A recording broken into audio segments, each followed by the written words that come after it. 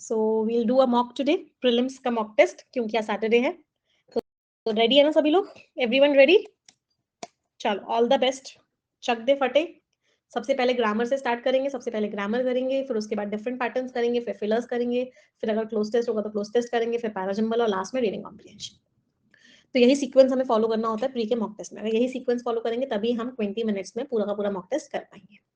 तो स्टार्ट करते हैं छोटी सी प्रेयर के साथ। डियर हर पाओ अपनी गलतियों को, ऑफ रहेगा, हर ऑफ।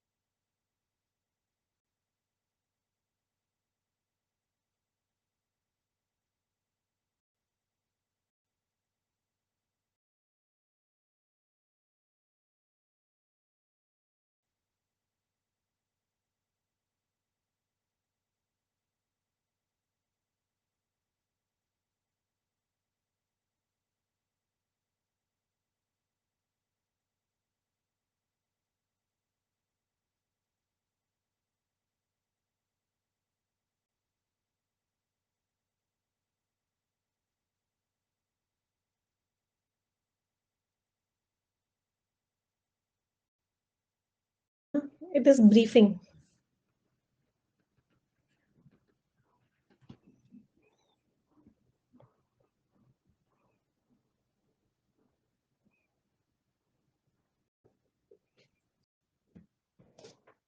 रीडिंग कॉम्प्रिहेंशन, सबसे पहले क्वेश्चंस पढ़ेंगे.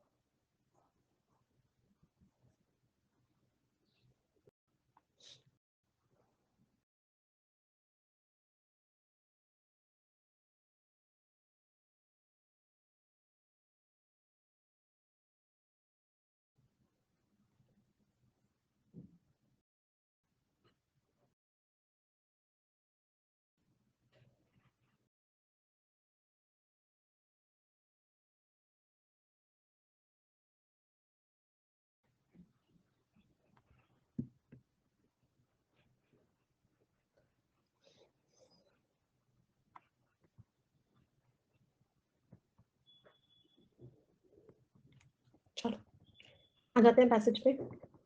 स्किम इट, सभी लोग स्किमिंग करेंगे.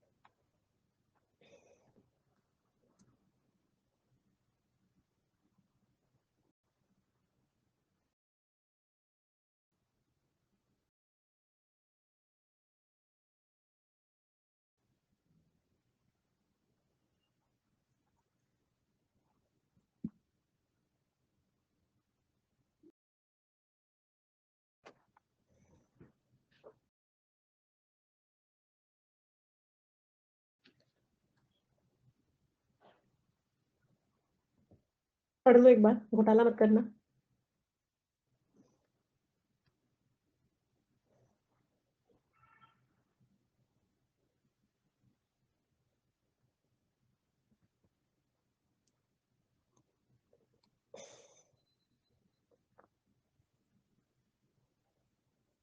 चल, आंसर दिस क्वेश्चन.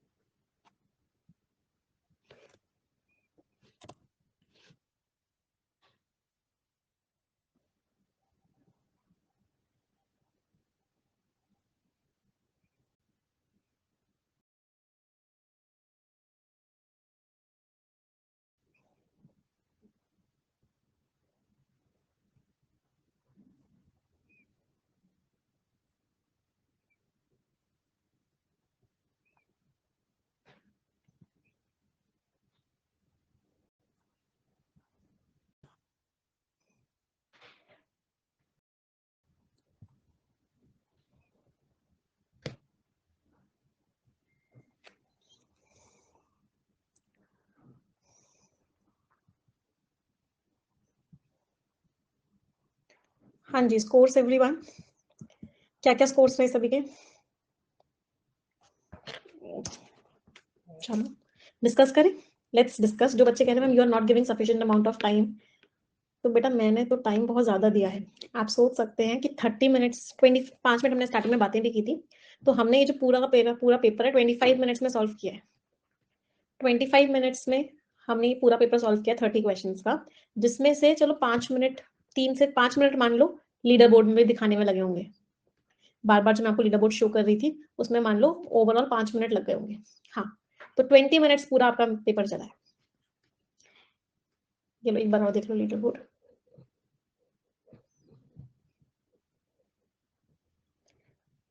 चलो अगर मैं आपको बताऊं, कट ऑफ तो would be 5 to 6 marks. Good score is 10+। 10+ है तो अच्छा स्कोर है, 15+ है तो वेरी गुड है, 18+ है तो एक्सेलेंट है। अगर 5 to 10 की रेंज में है तो एवरेज है, बिलो 5 है तो पुअर है। अब आप देख सकते हो आप कहाँ लाइक कर रहे थे। चलो डिस्कस करें, तो लेट्स डिस्कस इट। कुछ कुछ क्वेश्चन बहुत अच्छे लेवल के थे। रीडिंग कॉम्प्रिहेंशन भी डिस्कस करते हैं, समझते हैं। डेथ टोल का मीनिंग क्या होता है? Number of deaths. तो नंबर ऑफ डेथ्स जो हुई पिछले हफ्ते, डेडली, डेडली मीन्स जानलेवा, फैटल, खतरनाक। फ्लड्स आए, लैंडस्लाइड्स हुई। फ्लड्स मीन्स क्या बोलेंगे? बाढ़ आई, लैंडस्लाइड, लैंड टूट टूट के गिरी।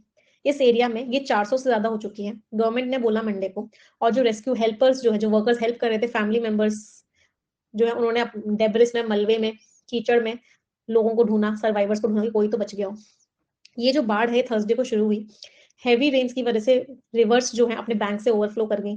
पानी बहुत तेजी से आया, विलेजेस में गया, घर डुबो दिए, फार्म लैंड को तबाह कर दे। रेवेजिंग मीन्स डिस्ट्रक्टिंग।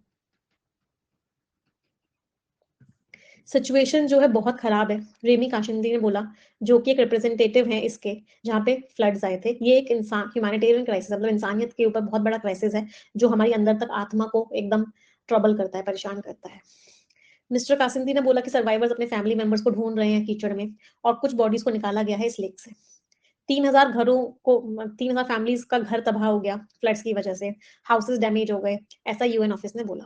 1200 घर तो पूरी तरीके से तबाह हो गए। कांगो ने एक दिन ऑब्जर्व किया कि उस दिन को पूरे कंट्री के लिए उस दिन उन्होंने मौन किया। फ्लड से पहले लोग जो वहां पे ट्रैवल करके गए थे, क्योंकि वो अपना सामान बेच सके मार्केट में। इसकी वजह से काउंट नहीं किया जा रहा कितने लोग मिसिंग है, ऐसा रेस्क्यूअर्स ने, बचाने वालों ने बोला। मंडे को बॉडीज को मलबे में से निकाला गया। बहुत सारे आउटलेट्स ने बताया कि अथॉरिटीज को बॉडीज को मास ग्रेव्स, मतलब सबको एक साथ, बड़े बड़े ग्रेव्स, ग्रेव्स का मीनिंग क्या होता है? ग्रेव्स को कहते हैं, क्या वर्ड होता है ग्रेव्स का, जहाँ पे बॉडीज को दफनाया जाता है, तो वहां दफनाया गया। हाँ, कब्र। डॉक्टर डेनिस ने बोला, जो कि एक नोबेल प्राइज के विनर है, उन्होंने बोला कि आप कम से कम मरे हुए लोगों को रिस्पेक्ट के साथ तो ट्रीट करो। उनको एक्ज्यूम करो। एक्ज्यूम का मतलब क्या है? कि आप उनको निकालो, डिग आउट, उनको बाहर निकालो, उनको आइडेंटिफाई करो कि वो कौन है, फिर उनको अलग अलग बरी करो, और उनको मास ग्रेव में बरी मत करो, ऐसा उन्होंने लिखा। फ्लड्स इस टेरिटरी में आए थे, इन विलेजेस में आए थे। वो जो एरिया है उसमें बहुत सारे लोग आए हुए थे। क्यों? क्योंकि एक जगह लड़ाई हो रही थी, तो वहां के सारे लोग उस एरिया में आ गए थे। अब ड्राई सीजन भी आने वाला है, अगले 10 दिन में ऐसा लग रहा है कि बहुत बारिश होगी। हालांकि ड्राई सीजन आ रहा है, लेकिन लग रहा है बहुत बारिश होगी, नॉर्मल से भी ज्यादा बारिश होगी। कोई भी बारिश अगर एवरेज से होती है और वो ऑलरेडी गीले ग्राउंड पे अगर पड़ेगी, तो इससे क्या होगा? फ्लडिंग की रिस्क और ज्यादा बढ़ जाएगी, क्योंकि रिवर्स में ऑलरेडी बहुत पानी है और वो पानी अब कहीं नहीं जाएगा, तो फ्लड ही आएगा। एरिया में माउंटेन्स भी हैं, तो ऐसा लग रहा है कि लैंडस्लाइड भी हो सकती है।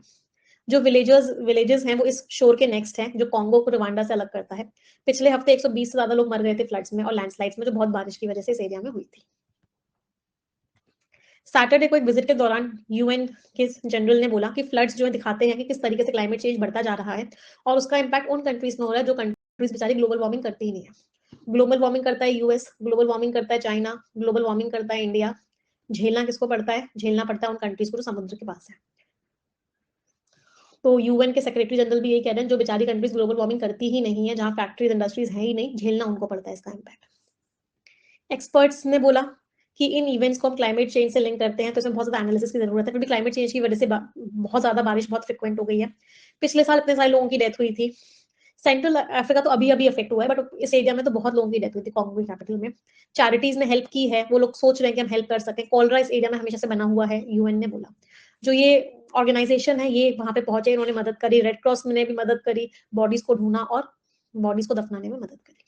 पहले मुझे बताओ पैसेज समझ में आया या नहीं आया? सब प्लेग मीन्स परेशान करना, एंडेमिक मीन्स जो किसी एरिया में हो उसको बोलते हैं एंडेमिक। पहले कोविड एक एंडेमिक था, फिर एंडेमिक के बाद वो एपिडेमिक बन गया, और एपिडेमिक के बाद वो पैंडेमिक बन गया। डिफरेंस क्लियर है? एंडेमिक मीन्स एक एरिया में होना, एपिडेमिक मीन्स बहुत बड़े एरिया में होना, और पैंडेमिक मीन्स दुनिया भर में होना।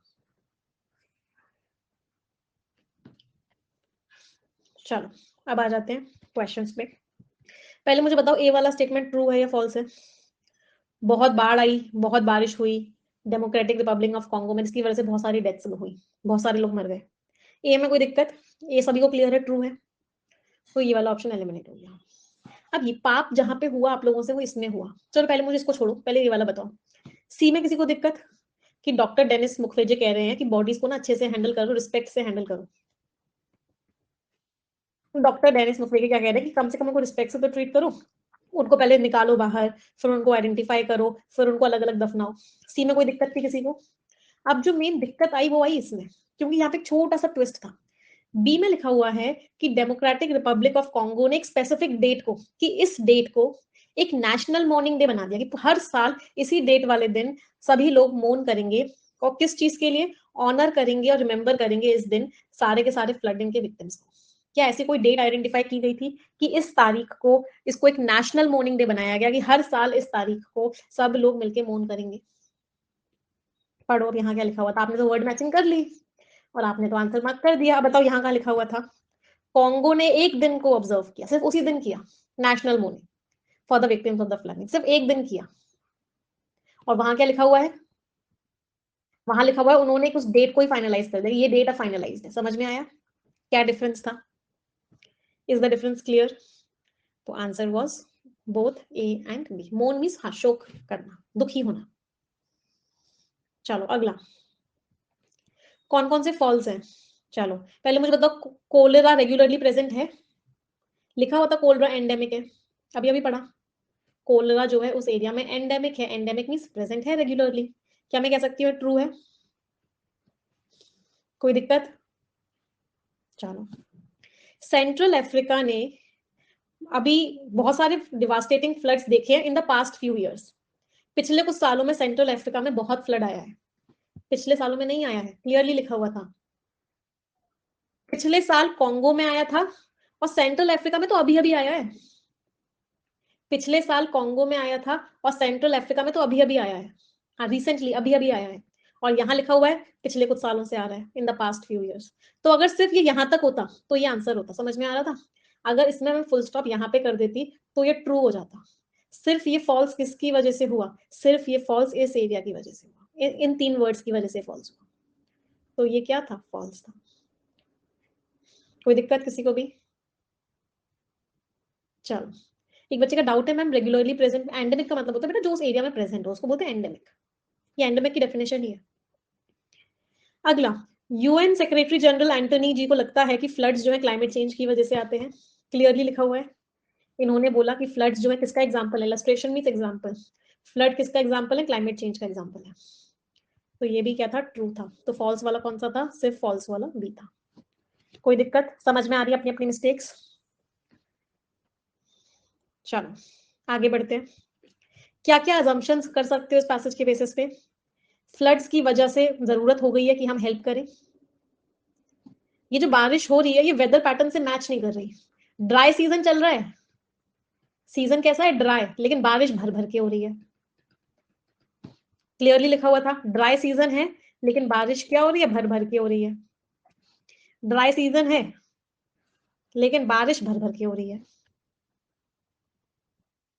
चलो, हद से ज्यादा सैचुरेटेड ग्राउंड है तो पानी को एब्जॉर्ब ही नहीं कर पाएगा, हद से ज्यादा गीला है तो पानी को एब्जॉर्ब ही नहीं कर पाएगा, लिखा हुआ था।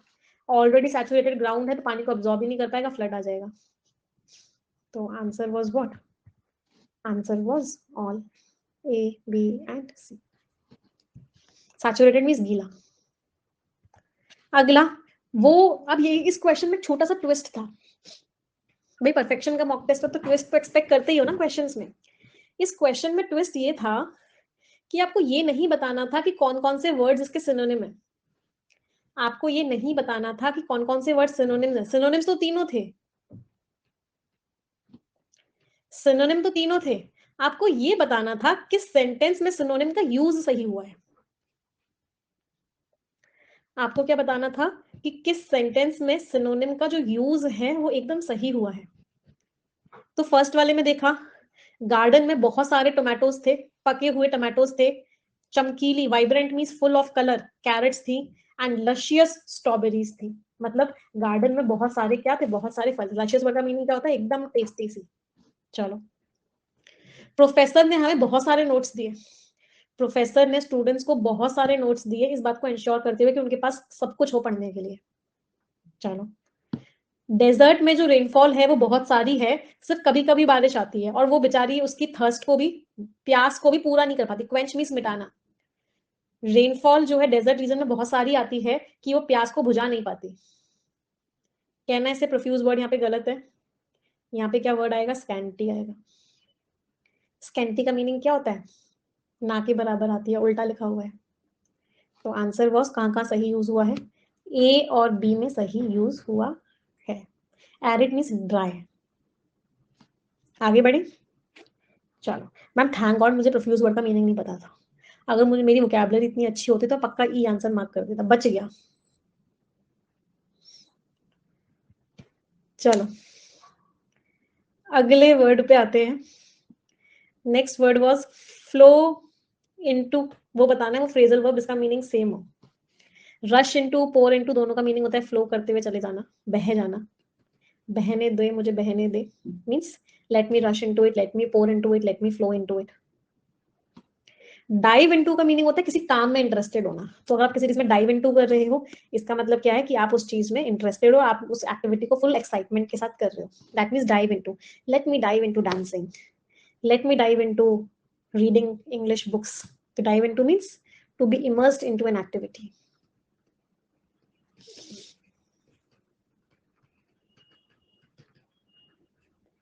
तो answer was what, A and B. डूब जाना, इसको हम क्या बोल सकते हैं, एनग्रॉस्ड हो जाना। एनग्रॉस्ड का मीनिंग क्या होता है, डूब जाना। तेरी आंखों में डूब गया मैं, तो आई हूँ, या फिर तेरी आंखों में डूबना चाहता हूँ मैं, I want to dive into your eyes. चलो आगे बढ़े। सागर जैसी आंखों में, है ना, एक सॉन्ग भी है ना ऐसा। चलो, अब ये क्वेश्चन ना, इसमें आप लोगों ने गलत किया और मेरा दिल बहुत दुख गया। मेरा दिल क्यों दुखा आप लोगों के गलत आंसर से, क्योंकि अब clearly past point of time दिया गया था। जब भी पास्ट पॉइंट ऑफ टाइम दिया जाए तो टेंस कौन सा आता है मैम, हम सबको पता है 120 रूल्स ऑफ ग्रामर हम सब ने पढ़े हुए हैं। तो मैम सिंपल पास्ट टेंस आता है। ये वाला पास्ट कॉन्टिन्यूअस था, ये वाला प्रेजेंट कॉन्टिन्यूअस था, ये वाला भी पास्ट कॉन्टिन्यूअस था। तो answer was E, none of A B and C. Rubble का मीनिंग होता है जो बिल्डिंग्स बिल्डिंग जो टूट गई, जो उनका मलबा हो गया, उसको बोलते हैं रबल।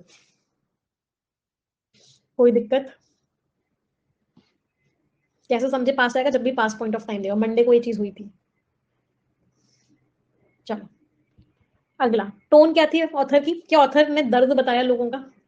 एम्पैथेटिक मींस दूसरे की फीलिंग्स को फील कर पाना। अगर हम सभी एम्पैथेटिक हो जाएं तो कभी कोई रिश्ता ना टूटे। कोई इंसान किसी को चीट कर रहा है, जिसको चीट कर रहा है, अगर उसकी फीलिंग्स को फील कर ले तो कभी वो चीट ही ना कर पाए, ब्रेकअप ना हो। तो एम्पैथेटिक का मीनिंग क्या होता है, दूसरे की फीलिंग्स को फील कर पाना। तो ऑथर बिल्कुल फील कर रहे थे भाई, बेचारे उन लोगों का क्या हुआ जिनके घर बार उनसे छिन गए, वो लोग मलबे में अपने नियर वंस को ढूंढ रहे हैं। कंसर्न है ऑथर, बिल्कुल चिंतित हैं भाई। डेस्क्रिप्टिव, डेस्क्रिप्टिव टोन का मीनिंग क्या होता है, सब कुछ बताया ऑथर ने, रीजन बताया क्यों बारिश हुई, सब जगह का डेटा दिया, सब जगह के फैक्ट्स बताए, यहाँ यहाँ यहाँ यहाँ बारिश हुई, गवर्नमेंट क्या कह रही है, यूएन क्या कह रहा है, सबकी बातें बताई। तो इस तरह की टोन को क्या बोलते हैं, डिस्क्रिप्टिव। तो ऑथर की टोन डिस्क्रिप्टिव भी है। तो आंसर वाज ई, इंफॉर्मेटिव भी थी। All of A B and C. कोई दिक्कत, टाइटल क्या होगा। हाँ, अब मुझे ना इन वाले पापियों से बात करनी है। आपको पता है टेंजेंशियल का मीनिंग क्या होता है। टॉपिक डिस्कस ये हो रहा है, अचानक से एक बच्चा आया और उसने बोला कि मैम आप कोलकाता में आ रहे हो तो कितने बजे तक रुकोगे वहां पे, या कब तक रुकोगे? यहाँ पे मॉक टेस्ट चल रहा था, मैं एक्सप्लेन कर रही थी, पैसेज में थी, और अचानक से एक स्टूडेंट ने एक बहुत ही टेंजेंशियल टॉपिक उठा दिया। चलो बताओ टेंजेंशियल का मीनिंग क्या होता है? टॉपिक ये था उसका, नहीं आउट ऑफ कॉन्टेक्स्ट नहीं था, एक जगह तो मैच कर रहा था कि मुझसे ही रिलेटेड था, मैं ही थी यहाँ पे, एक जगह तो मैच कर रहा था, आउट ऑफ कॉन्टेक्स्ट नहीं था, लेकिन हाँ उस जगह पर क्या था, वैलिड नहीं था या डिफरेंट था, उसको बोलते हैं टेंजेंशियल होना, मींस नॉट कंप्लीटली रिलेटेड, थोड़ा सा ऑफ टॉपिक चले जाना, राइट। तो क्या ये एक क्लाइमेट चेंज एक टेंजेंशियल फैक्टर है? नहीं है। क्या विलेजेस की बात कर रहे हैं कि विलेजेस में बहुत बारिश आ रही है, क्या ये मेन टॉपिक है? मेन टॉपिक ये भी नहीं है, मेन टॉपिक है क्लाइमेट चेंज की वजह से कितना कुछ झेलना पड़ रहा है कंट्रीज को, गवर्नमेंट का रिस्पॉन्स टॉपिक है, नहीं है। इनकन्वीनियंस हुआ, प्रॉब्लम हुई, क्या प्रॉब्लम हुई, this is not the main topic. Main topic क्या है कि तबाही मचा देने वाली जो चीजें आई वो क्या है, ह्यूमैनिटेरियन क्राइसिस है, जो क्या है प्रॉब्लम है। तो आंसर वाज ई। कोई दिक्कत? चलो आगे बढ़ते हैं। इसके बाद ग्रैपल मीन्स लड़ना किसी चीज के साथ। चाइनीज एम्बेसी जो है सेंट्रल अफ्रीकन रिपब्लिक में, उसने कैसी वार्निंग दी? अच्छा, चाइनीज एम्बेसी जब हमने टोन पढ़ी थी तो चाइना बहुत हार्श हो गया, बहुत स्ट्रिक्ट हो गया लोगों के साथ, सख्त वार्निंग दी। तो क्या स्लाइट हल्की सी वार्निंग दी? स्लाइट मीन्स हल्की सी, स्टार्क मीन्स सख्त warning, harsh warning, strict warning. Strife means लड़ाई, स्ट्रगल। फ्रेजाइल मीन्स कमजोर, शीशा हो या दिल हो आखिर टूट जाता है, उसको बोलते हैं फ्रेजाइल होना, मीन्स ब्रेकेबल। तो answer was stark, stark warning दी। कोई दिक्कत? एम्बेसी मतलब जब किसी कंट्री के रिप्रेजेंटेटिव्स किसी और कंट्री में होते हैं तो वो एक एम्बेसी फॉर्म करते हैं, जैसे इंडिया में सारी एम्बेसीज हैं, चाइना की एम्बेसी, यूएस की एम्बेसी। स्टीप का मतलब होता है ऐसा, इसको बोलते हैं स्टीप होना, मींस एकदम स्लैंटिंग होना। चलो आगे करें। फॉरेनर्स की किडनैपिंग्स क्या होती जा रही है, बढ़ती जा रही है। तो kidnappings of foreigners were on the, कैसी होती जा रही है, बढ़ती जा रही है। सी। टारगेट असॉल्ट का मीनिंग होता है अटैक, रेज का मीनिंग होता है वाइल्ड एक्साइटमेंट, गुस्सा भी कह सकते हैं रेज को, एंगर भी कहते हैं। डाइव मीन्स डूब जाना, मतलब डाइव करना मीन्स ऊपर से नीचे जाना। तो answer was right, target were on the target. Kidnappings target पे नहीं, किडनैपिंग्स बढ़ती जा रही है, इंक्रीज होती जा रही है, और टारगेट के साथ ऑन नहीं लगता, एट लगता है। कंपैट्रिएट्स होते हैं जो किसी कंट्री में साथ में रहते हैं, वो बोलते हैं कंपैट्रिएट्स। को मीन्स टुगेदर, राइज नाउन की तरह भी यूज होता है, राइज, मूव, वॉक, स्टेप, ये सब वर्ब्स भी होते हैं और ये सब नाउन्स भी होते हैं। इनको आप डायरेक्टली वर्ब की तरह भी यूज कर सकते हो, नाउन की तरह भी यूज कर सकते हो। कोई दिक्कत? चलो अगला। Less than a week later, एक हफ्ते बाद, मार्च 19 को, ग्रुप मैन, गन मैन ने क्या किया, एक माइन को उड़ा दिया। इतने सारे गनमैन आए, उन्होंने बहुत दूर गोल्ड माइन थी उसको उड़ा दिया। स्टॉर्म मीन्स उड़ा देना, सही था।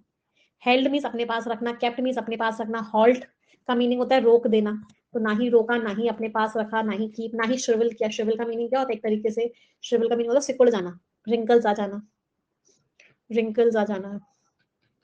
गोल्ड माइन सोने की खान। तो answer was he, halt means रुक, रुक रुक रुक, हॉल्ट हॉल्ट हॉल्ट, अरे बाबा रुक,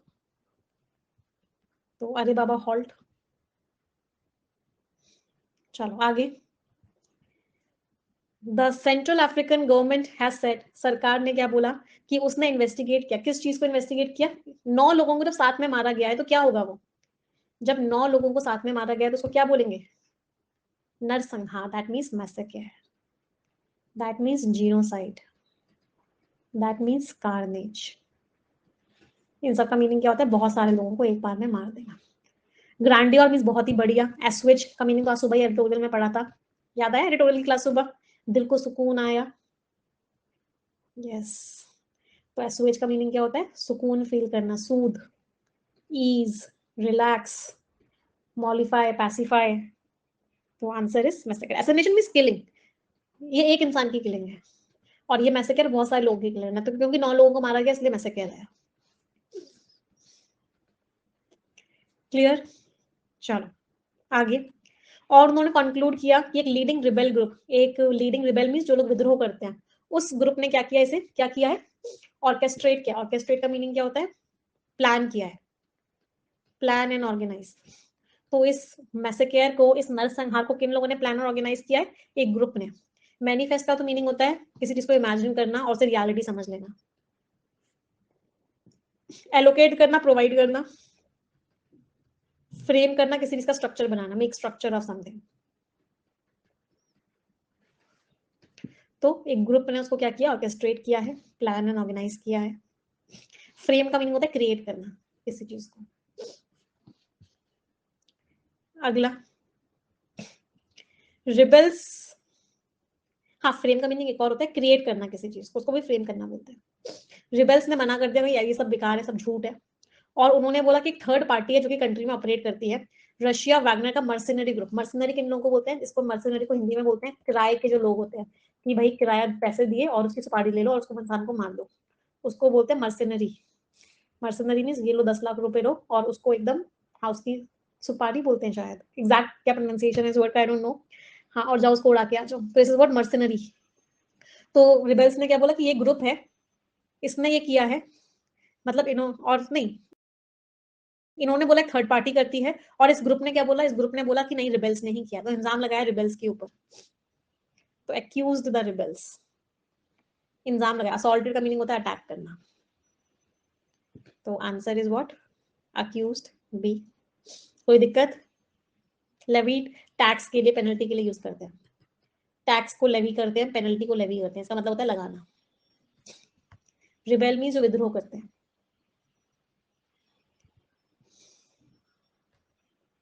नन ऑफ दी साइड्स, किसी भी साइड ने सबूत नहीं दिया अपनी बातों का, अपनी बातों का मींस अपने क्लेम्स का। जो लोग वो बातें कर रहे थे, किसी भी साइड ने कोई सबूत नहीं दिया उस चीज का कि हम सही हैं या तुम गलत हो, तो किसी भी साइड ने कुछ भी नहीं बोला। तो क्या आएगा यहाँ पे, क्लेम्स आएगा। अराउजल वर्ड का मीनिंग समझ में आ रहा होगा, अराइज से बना है। अराइज एक वर्ब होती है, इसका नाउन होता है अराउजल, इसका मतलब क्या होता है, जागना। Verdict means judgement, supreme court का वर्डिक्ट ये आया, मींस सुप्रीम कोर्ट का जजमेंट आया। मुझे ऐसा लगता है आप लोग एडिटोरियल की क्लासेस में नहीं आते हो, जो बच्चे वर्डिक्ट का मीनिंग पूछ रहे हैं इन वर्ड्स का, एडिटोरियल की क्लास के फ्रिक्वेंटली यूज्ड वर्ड्स हैं। नहीं आते तो यूट्यूब पे जाके सर्च करना एडिटोरियल निमिषा मैम, या फिर एडिटोरियल टाइप ही करोगे ना तभी आ जाएगा सबसे ऊपर एडिटोरियल बाय निमिषा मैम, इसको सर्च कर लेना मिल जाएगा। प्लीज मेक श्योर करो कि रोज करो इस क्लास, इन क्लासेस को, या निमिषा मैम नहीं निमिषा बंसल भी लिख दोगे तो भी काम चल जाएगा। चलो कोई दिक्कत? तो आंसर वाज क्लेम्स। अगला, investigation has left a, trial नहीं, ट्रेल का मीनिंग क्या होता है, बैक टू बैक, एक फिर दो फिर तीन फिर चार फिर पांच फिर छह, ट्रेल